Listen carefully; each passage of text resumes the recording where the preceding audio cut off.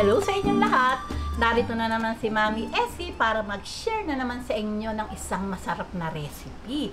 Ang arroz a la cubana. Pero bago tayo mag-umpisa, kung kayo ay nasa Facebook, don't forget to follow, like, and share.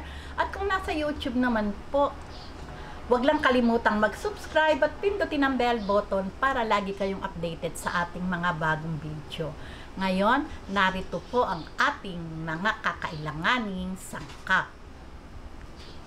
Siyempre po, gagamit tayo ng 3/4 kilo na giniling na baka, isang patatas, isang carrots, half cup na green peas, 6 na butil na bawang, isang sibuyas, 1 teaspoon pamintang pino, seasoning granule, 2 tablespoon na tomato paste, 3 tablespoon soy sauce, 1 tablespoon patis, pasas, isang bell pepper, excuse me, at syempre po, basta sinabi nating arroz a la cubana, kakailanganin po nating partneran niya ng piniritong saging na saba at sunny side up na egg.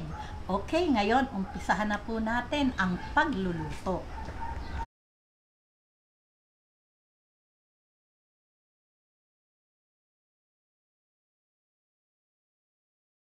Ngayon, umpisahan na po natin yung paggigisa. Ayan. Tayin lang po natin mag-light brown bago natin isunod yung sibuyas. Ayan. Lagay na po natin ng sibuyas.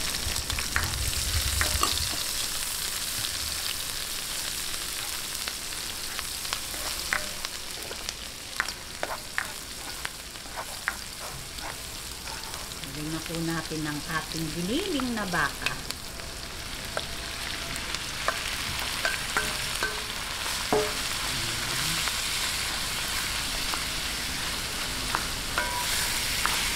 Atin lang pong gisa-gisahin.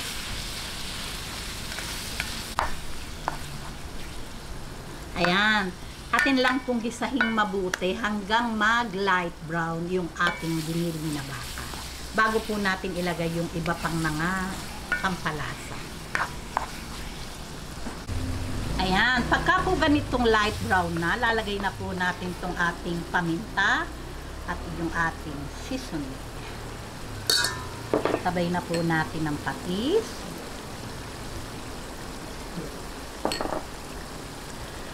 Ang tomato paste.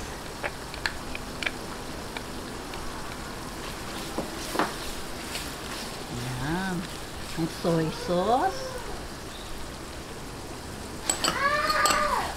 Ayan. Gisahin lang po natin mabuti hanggang sa lumambot yung ating giniling na baka.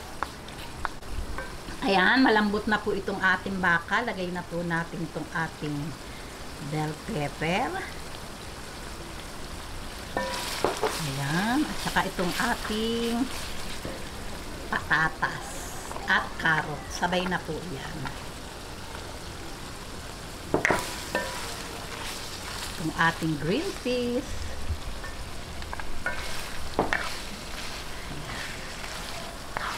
Bigyan po natin ng mga half cup lang na water. Pampalambot lang po sa patatas. Ayan. Ito po, maglalagay po ako ng sugar. Optional po ito. Pambalansin ng lasa. Konti lang po. Saka yung pong asin, nasa panlasa po natin yun. Ayan.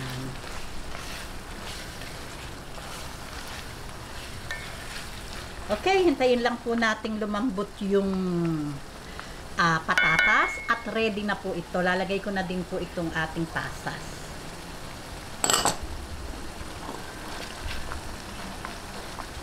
Ayan. Balik po tayo pag okay na po yung patatas. Ayan, okay na po ito. Malambot na po yung patatas at carrots. Siyempre po ngayon, magpiprito na po tayo ng masarap na sunny side up na egg at saging na saba. Ayan, prituhin na po natin itong ating saging.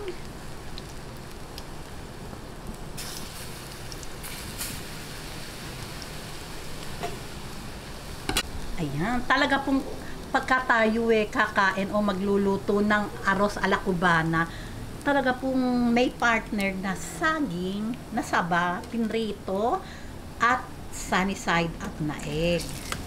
Ayan, ganyan lang po.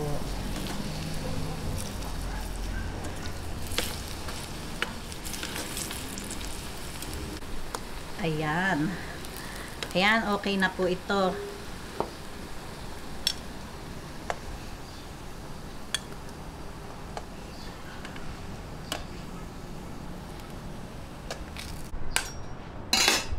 Ngayon, magprito po tayo ng egg. Ayan.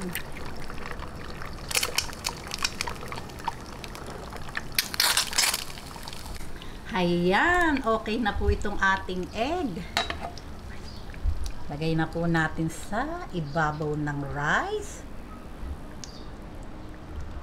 Ayan, ibaba po natin at medyo nahirapan ako. Okay, ngayon, lagyan na po natin siya ng giniling. Ayan.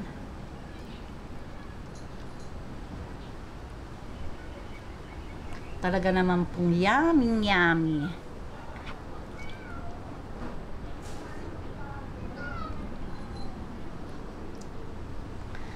Ayan, diba?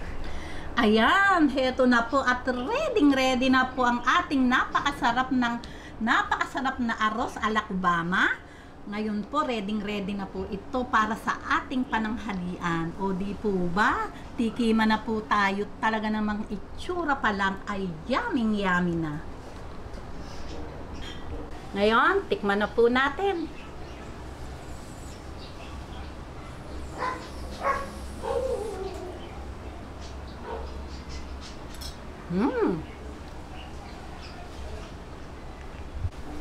Talaga pong yummy.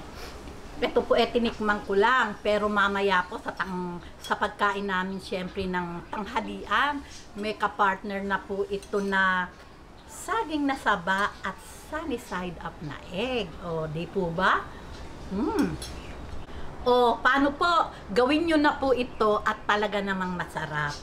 Kung nagustuhan nyo ang video na to, wag lang kalimutang mag-likes and don't forget to share and subscribe. Bye-bye!